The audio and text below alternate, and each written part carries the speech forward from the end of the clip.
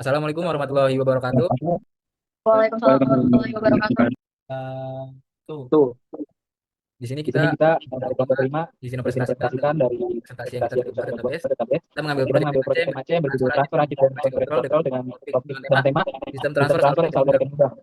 Di sini Di sini ada saya ada sendiri saya yaitu sendiri Irfan yaitu Rafa Dia dengan tim dengan tim 1925 1925 ada Khalid Dayat ada dengan Feri Dayat dengan tim tim 1888 1888 ada Nadi ada Bodoh Nadir Bodo dengan 1925 1925 1214 Muzafarin Muzaffar Nameka Nameka 1925 1925 ada Gasan ada Ali Gasan Ali Kamden Kamil 1925 1986 ada Said ada Umar Said Umar Al-Fatih 1925 0904 0924 Deddy Kohasminur Saputra 1925 1925 2023 Kesia Naila Lipa Indonesia Nagaripa 1925 ada Muhammad ada Gosen Muhammad Gosen 1925 1925 ada Yoga ada Hoirul Ayu Fahirul Dufri dari dengan ini 1925 2015. Oke, di sini Oke, di sini kita bakal masuk ke kita bakal masuk ke topik selanjutnya, topik selanjutnya, yaitu yaitu yaitu untuk yaitu menjelaskan untuk tema C. Kita mengambil tema tema C. C itu Kita mengambil tema C itu pengertian itu transaksi dengan atau sebuah proses transaksi adalah database yang dianggap database yang sebagai dianggap sebagai satu kesatuan pekerjaan unit of work. proses dalam transaksi harus Semua berhasil proses dalam seluruhnya atau transaksi komit harus berhasil dan seluruhnya dibatalkan atau seluruhnya komit atau dan rollback. dibatalkan seluruhnya atau rollback. Contoh sederhananya itu seorang Contoh melakukan sederhananya itu seorang transfer melakukan rekening transfer B uang ke antar rekening BU C. dari Prosesnya B. mengurangi saldo rekening A, Prosesnya menambah mengurangi saldo saldo rekening B rekening A, menunjukkan perubahan. menambah Jika saldo salah rekening satu B proses menunjukkan gagal maka perubahan. urutan transaksi Jika harus satu proses dibatalkan gagal, agar maka saldo urutan tetap transaksi benar. harus dibatalkan agar saldo tetap benar. Oke, di sini ada asid. Asid Oke, di sini memiliki ada asid. sifat Asid itu memiliki sifat yang harus dimiliki transaksi sifat yang database. harus dimiliki transaksi Bukan tentu database. atomicity atau Bukan semua tentu atau atomicity atau tidak sama semua sekali. atau tidak sama Satu sekali. atomicity berarti Itu transaksi tidak boleh atomicity bersifat tengah setengah jalan.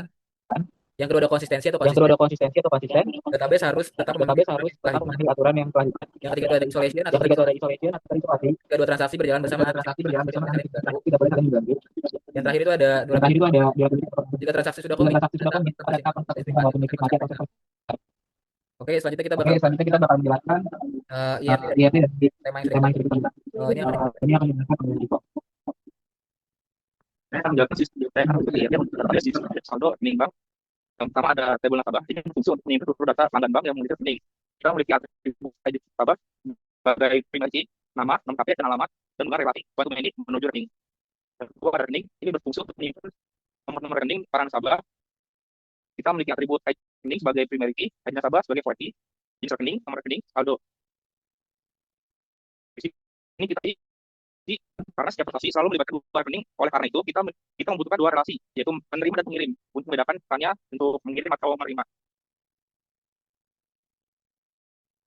Transaksi ini berfungsi untuk menyimpan riwayat transaksi para pelanggan atau nasabah. Kita memiliki atribut ID rekening sebagai primary key, rekening pengirim, status, nominal, tanggal, rekening penerima, dengan relasi one to many menuju detail transaksi.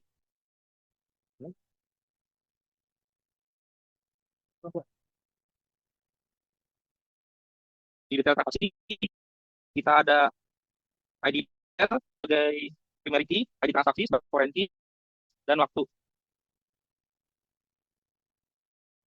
Kita selanjutnya akan langsung ke pengaplikasiannya melalui Postgre. Baik, pertama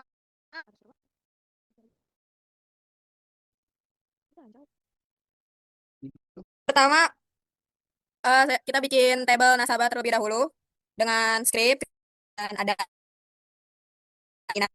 dengan primary key-nya di ID nasabah. Lalu yang kedua ada nama varchar 100 di mana bisa menyimpannya. Lalu HP varchar 20 menyimpan nomor teleponnya. Lalu ada alamat dan teks digunakan untuk menyimpan alamat tempat tinggal nasabah.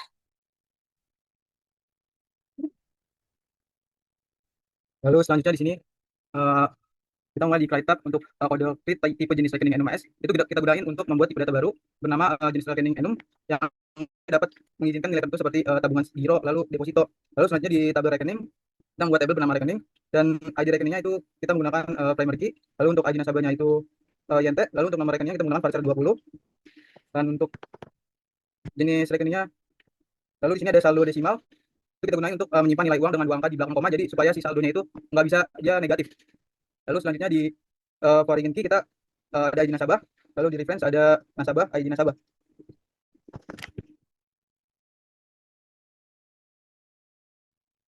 Lalu ada quick tab status endum, asendum berhasil, pending dan gagal. Ini fungsi untuk memberi kategori jika statusnya berhasil, akumulasi pending dan gagal.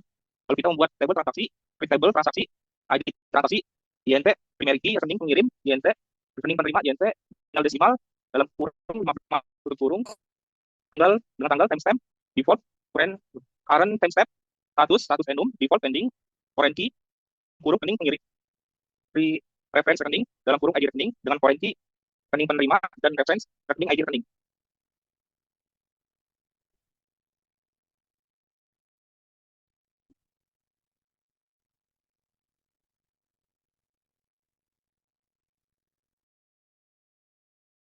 Lanjut, ada detail transaksi.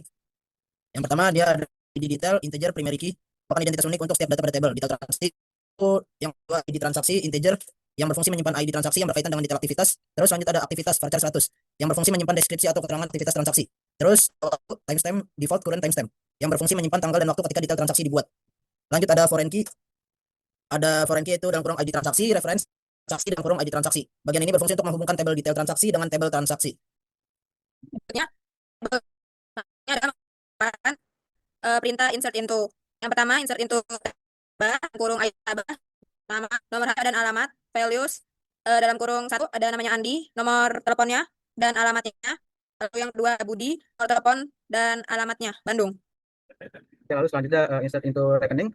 Di sini tabel rekening. Di sini ada ID rekening, ID nasabah, nomor rekening, jenis rekening, lalu saldo rekening.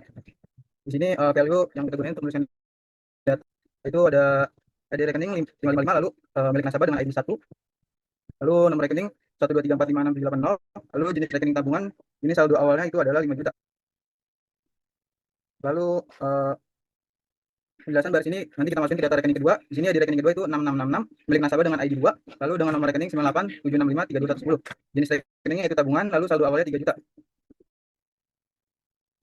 Selanjutnya akan dijelaskan oleh teman saya. Lalu kita pakai insert into transaksi ini untuk menambahkan data pada tabel transaksi. Kita ada ID transaksi, rekening pengirim, rekening penerima, nominal dan status. Value 2020 555 666 10 juta dan berhasil.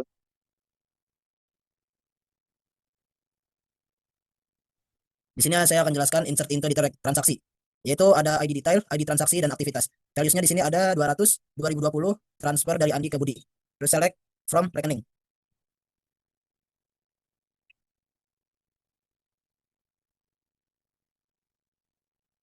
Oke, di sini saya akan jelasin teori commit.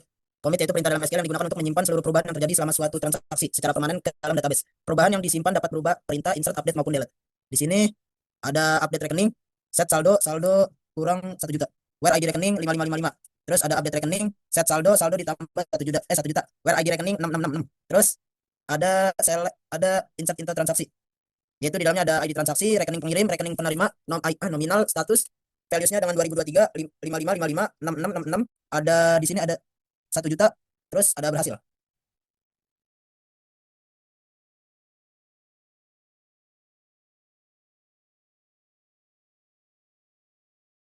Lanjut, di sini saya akan jelasin outputannya. Di sini ada ID rekening 5555, dia dengan saldo awal 5 juta karena setelah transfer ke ID rekening 6666 dia di sini berkurang jadi 4 juta. Dan di ID rekening 6666 dia setelah menerima transferan dari ID rekening 5555 saldonya bertambah dari 3 juta menjadi 4 juta. Lanjut ke rollback. Jadi rollback ini digunakan untuk membatalkan seluruh perubahan yang terjadi selama database kembali ke kondisi sebelum transaksi dimulai. Jadi yang pertama kami menjalankan print untuk memulai transaksi. Kami mengurangi saldo dengan rekening 55 itu sebesar 500.000. Jadi ada rekening set saldo, saldo dikurang 500.000, 5. Lalu yang bawahnya ada set update rekening, set saldo, saldo ditambah 500.000, where ID rekening. Nah, lalu kita menggunakan perintah rollback. Nah, dan perintah tersebut itu membatalkan seluruh perubahan yang terjadi sejak begin. Jadi pengurangan saldo Andi dan Budi itu dibatalkan. Di like from lihat bahwa saldo Andi dan Budi kembali seperti saldo sebelum transaksi dimulai. Oke, kita masuk ke penjelasan constraints yang itu adalah aturan yang dibuat di dalam database supaya data yang masuk tidak sembarangan atau salah. Di sini untuk kita lihat contoh constraint sendiri ada di creatable rekening, yaitu yang pertama contohnya ada di ID rekening sebagai primary key, dan contoh keduanya ada di saldo desimal, dan juga saldo lebih dari 0, yang dimana itu berfungsi untuk saldo ada kurang dari 0. Dan untuk fungsi constraint sendiri adalah agar data tetap benar, konsisten, dan sesuai dengan ketentuan yang sudah ditetapkan. Nah, oke, kita masuk ke pembahasan yang di sini ada begin update rekening, yaitu ada saldo yang mana saldonya dengan kode 5555 ini dikurang dengan nominal 10 juta, dan untuk saldo dengan kode 6666 itu ditambah 10 juta. Setelah itu dikomit agar hasil menjadi permanen. Ini kenapa bisa error? Hasilnya karena saldo tidak cukup. Editor, editor error. Untuk select bintang from rekening itu untuk melihat saldo rekening terkini.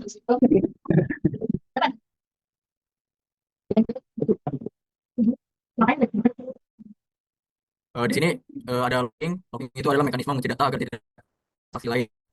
Di sini begin, select from rekening, where ID rekening dari rekening 555 for update.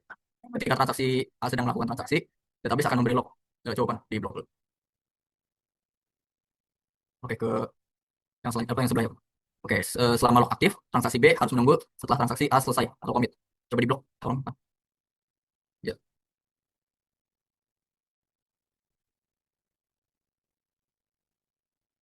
Di sini looking adalah mekanisme mengunci data agar tidak diubah oleh transaksi lain. Di sini begin, select from rekening, where ID itu dari ID rekening 555 for update. Oke, boleh diblok ketika transaksi A sedang melakukan transaksi, database akan memberikan log. Boleh ke yang selanjutnya. Selama log aktif, transaksi B harus menunggu setelah transaksi A selesai atau komit. Nah, di sini transaksi A maka akan loading sebelum transaksi A melakukan komit. Next ke yang selanjutnya, Pak Toman. Transaksi B baru bisa melanjutkan setelah transaksi A sudah menyelesaikan komit atau transaksinya. Baik, di sini saya akan menjelaskan pessimistic locking dan optimistic locking. Untuk pessimistic itu data langsung dikunci saat transaksi dimulai. Jadi transaksi lain harus menunggu. Sedangkan kalau optimistic locking itu data tidak dikunci. Semua bisa mengakses. Konflik baru dicek saat data akan disimpan. Add column, version integer default 1. Update rekening, set saldo dikurang 1 juta. Version 100.000 ya? Update rekening, set saldo dikurang 100.000. Untuk version ditambah 1, where ID rekening 5555, and version 1. Untuk pesimis tadi sudah dijelaskan oleh teman saya. Jadi saya akan menjelaskan yang bagian optimis saja. Update rekening, set saldo dikurang 100.000, version ditambah 1, where ID rekening 5555, and version 1.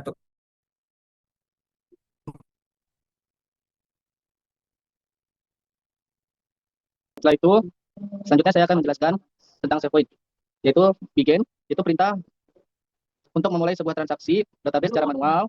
Update rekening, update itu menentukan tabel mana yang datanya ingin diubah, dan set saldo sama dengan saldo dikurang 100.000.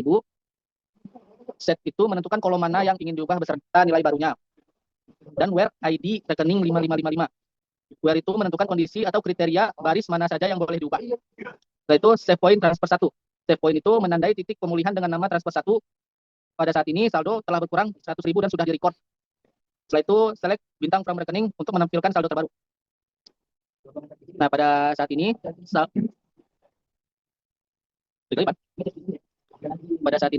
yang ID 5555 saldonya telah berkurang 100.000. Ya. Lalu update rekening, set saldo sama dengan saldo dikurang 50.000, where ID rekening sama dengan 5555, terus select from rekening untuk menampilkan saldo. Select from rekening untuk menampilkan list terbaru. Dan di sini ID rekening 5555, saldo telah berkurang 50.000 lagi. Jadi total saldo yang sudah berkurang itu 150.000. Dan kami akan melakukan pembatalan ke save point, yaitu rollback to save point transfer 1. Dan select bintang from rekening untuk menampilkan isi saldo. Nah, di ID rekening 555, saldo kembali ke titik poin pertama, yaitu dengan nama transfer 1, yang dimana transfer saldo telah berkurang 100.000 pada titik poin transfer 1.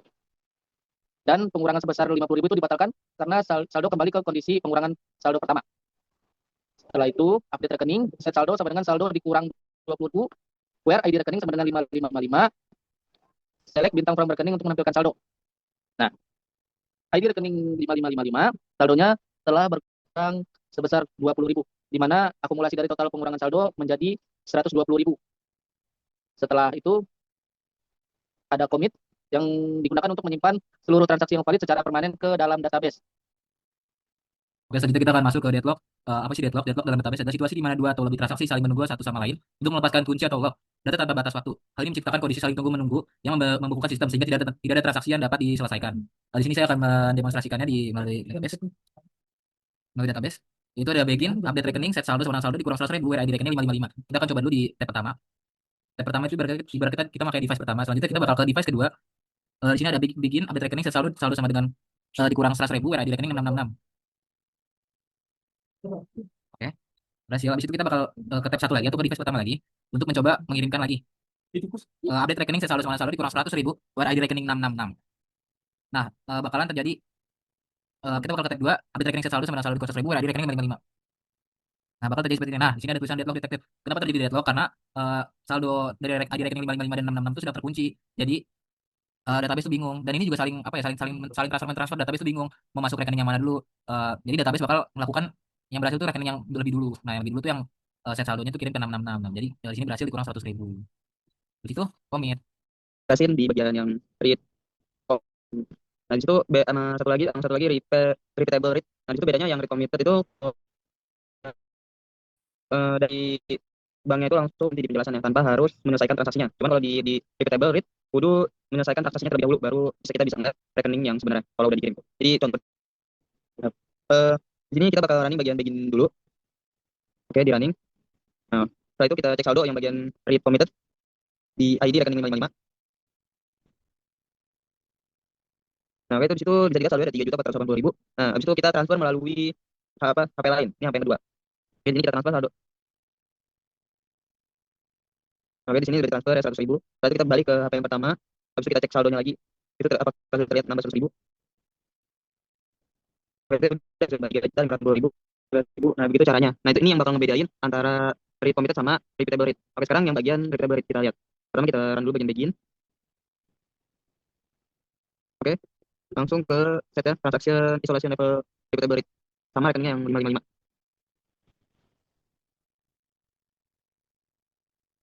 Oke, di sini kita saldonya itu 3.580.000. Oke, saldonya itu di 3.580.000. Coba kita bakal isi rekeningnya dari device yang lain.